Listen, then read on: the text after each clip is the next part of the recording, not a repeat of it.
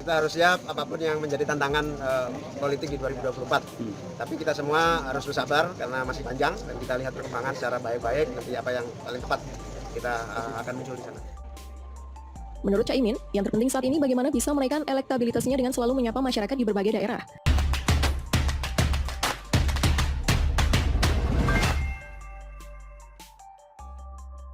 Halusinasi Caimin jadi capres minta pilpres calon tunggal. Ditulis oleh Rizal dari siwar.com. Sebagaimana kita ketahui bahwa pilpres 2024 masih 2 tahun lagi.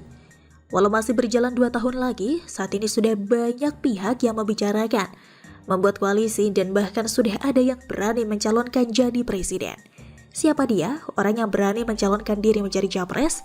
Caimin namanya, seorang mantan menteri, seorang suksesor kampanye, dan sekarang menjabat sebagai anggota DPR Perwakilan Jawa Timur di Senayan.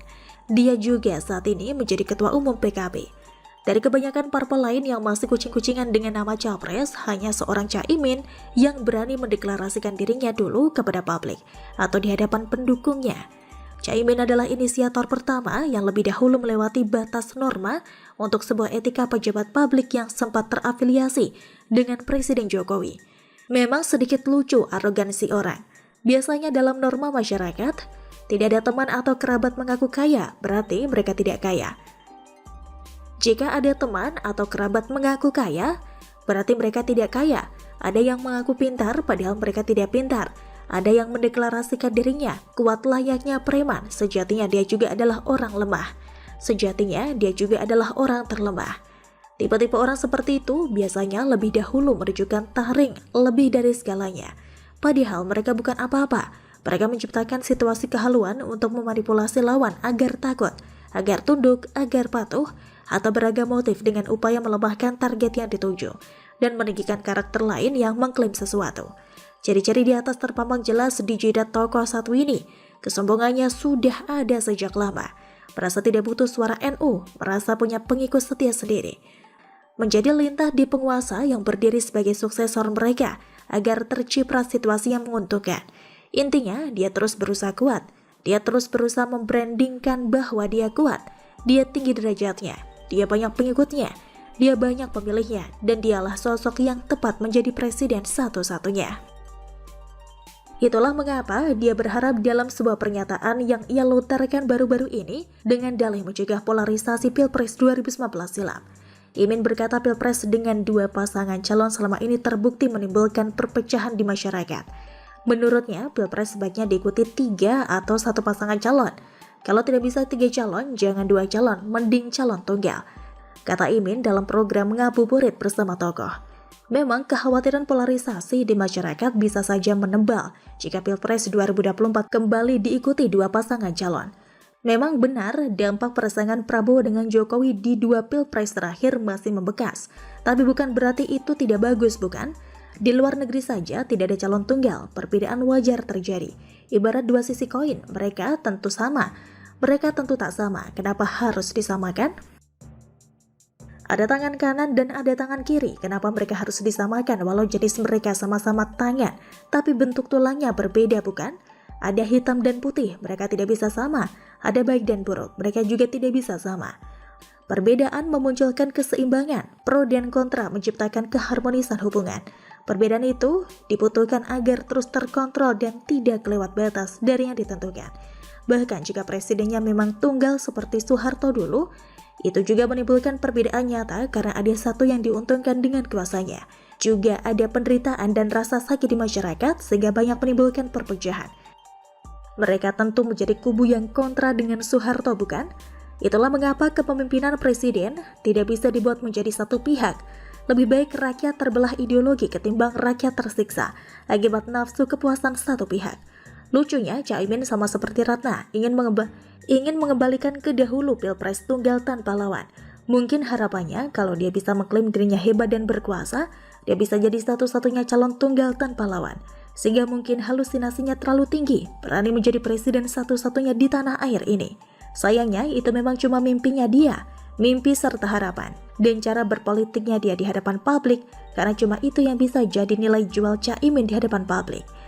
Karena sejatinya dia tidak sekuat dan sekokoh juga sepintar yang dibangga-banggakan di hadapan tokoh-tokoh besar lainnya.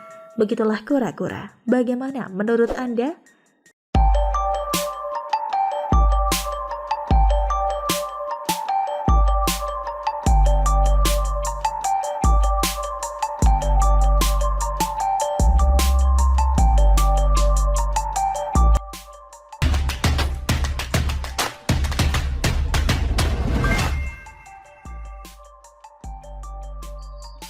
Efek penolakan UAS. Anies enggan berkomentar soal pertemuannya dengan Menkyu Singapura. Ditulis oleh Niha Alif dari siwar.com. Efek penolakan UAS ternyata tidak hanya dirasakan pendukungnya, tapi juga kalangan elit. Berbeda dengan Menko PMK Muhajir yang mengomentari UAS agar bisa menjaga lisan kalau tidak ingin berpolemik di kemudian hari. Pejabat lain seperti Anies Baswedan justru memilih diam sambil terus menjalin komunikasi penting dengan pemerintah Singapura. Meski begitu, pertemuan Anies tetap disorot warganet. Karena saking takutnya jadi sasaran amuk pendukung UAS, orang nomor 1 di DKI itu pun memilih tidak mempublikasikan apapun di media sosialnya. Padahal pada pertemuan-pertemuan sebelumnya, Anies diketahui sangat aktif mengupload di media sosial. Apalagi pertemuan dengan pihak asing yang notabene bisa menunjukkan kinerja positifnya. Tapi, kasus UAS telah berhasil membungkam Anies di media sosial. Terbayang kalau nanti Anies sampai jadi presiden, bisa-bisa hubungan diplomatik di beberapa negara bisa diputus gara-gara seorang UAS. Inilah pentingnya memilih pemimpin yang tidak memiliki beban dengan kelompok ekstremis. Seberat apapun kompetisi pemilu, mereka yang merangkul kelompok ini akan terus dihantui hutang budi pada radikalisme. Tingkah aneh Anies Baswedan belakangan ini juga mendapat sorotan pendiri Cyrus Network, Hasan Nasbi Batu Pahat. Menurutnya, alasan Anies tidak memposting pertemuan itu karena ingin menjaga perasaan jemaah Ustadz Abdul Somad atau UAS yang notabene juga pendukung langkah politiknya. Tidak seperti biasanya saat bertemu dengan calon mitra kerja negara lain, Gubernur DKI Jakarta Anies Rashid Baswedan kali ini tidak memposting hasil pertemuannya dengan Menteri Keuangan Singapura Lawrence Wong.